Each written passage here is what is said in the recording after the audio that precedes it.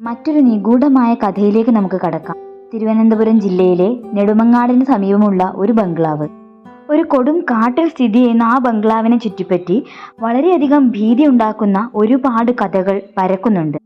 ഇതിനെ ബോണക്കാട് ബംഗ്ലാവ് എന്നാണ് പറയുന്നത്. 13 ഉറങ്ങുന്ന ബോണക്കാട് ബംഗ്ലാവ് എന്നൊക്കെയാണ് പലരും ഇതിനെ വിശേഷിപ്പിക്കുന്നത്. ഇപ്പോൾ ഏകദേശം ഈ ബംഗ്ലാവ് പൊളിഞ്ഞു തുടങ്ങിയിട്ടുണ്ട്. കാരണം ഒരുപാട് കാലപ്പഴക്കം ഈ ഒരു ബംഗ്ലാവിനുണ്ട്.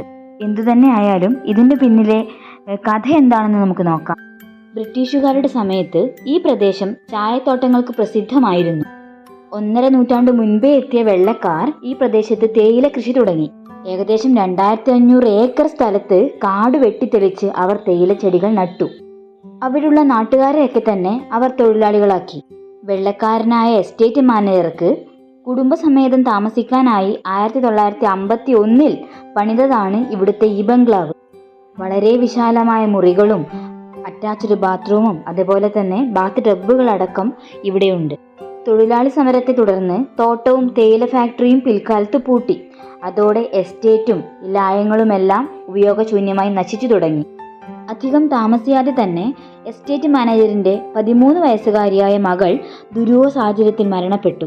ഇതോടെ ഇന്ത്യ മടുത്ത അദ്ദേഹം ലണ്ടനിലേക്ക് മടങ്ങി. എന്നാൽ പിന്നീടാണ് കഥ തുടങ്ങുന്നത്. അവിടെ താമസിച്ച പലരും ജനാലക്കരികിൽ ഒരു കൊച്ചു പെൺകുട്ടിയെ കണ്ടുവെന്നാണ് പറയുന്നത്. അവളുടെ പൊട്ടിച്ചിരികളും അട്ടഹാസങ്ങളും കേൾക്കാറുണ്ടത്രേ. ഇപ്പോഴും ആ പെൺകുട്ടിയുടെ ആത്മാവ് ശാന്തി കിട്ടാതെ അവിടെ അലയുന്നു എന്നാണ് പറയപ്പെടുന്നത്. അതേപോലെ വിറകു പെറുക്കാനായി ഇവിടെ എത്തിയ ഒരു നാടൻ പെൺകുട്ടിക്ക് പ്രേതബാധ ഉണ്ടായി എന്ന് മറ്റൊരു കഥയും പ്രചരിക്കുന്നുണ്ട്. കാരണം എഴുതുവാനും വായിക്കുവാനും അറിയാത്ത ആ നാടൻ പെൺകുട്ടി ബംഗ്ലാവിൽ പോയി വന്നതിനു ശേഷം പെട്ടെന്ന് സ്ഫുടമായി ഇംഗ്ലീഷ് സംസാരിക്കാൻ തുടങ്ങിയത്രേ. എന്നാൽ അതിനുശേഷം കുറച്ചു കാലമേ ആ പെൺകുട്ടി ജീവിച്ചിരുന്നുള്ളൂ.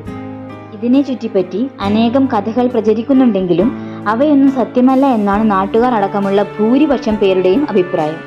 എന്നാൽ ഈ ഒരു ബംഗ്ലാവ് നമ്മുടെ കേരളത്തിലെ തിരുവനന്തപുരത്ത് ആണ് എന്നത് നമുക്ക് കൗതുകത്തോടെ അറിഞ്ഞിരിക്കാം.